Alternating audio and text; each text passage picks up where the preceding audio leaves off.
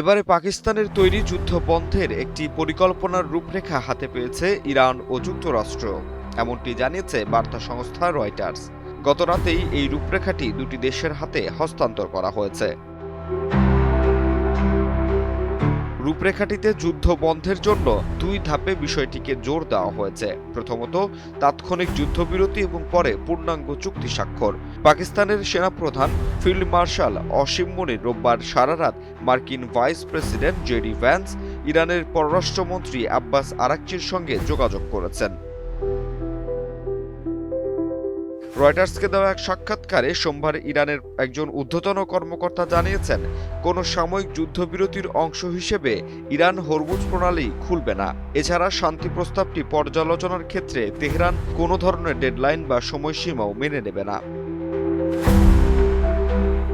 Iran যুক্তরাষ্ট্রের পরিকল্পনা হাতে পাওয়া সংক্রান্ত প্রতিবেদনে রয়টার্স শুরুতে রূপরেখার বেশ কিছু দিক তুলে ধরেছিল, কিন্তু পরে তা সরিয়ে ফেলা হয়।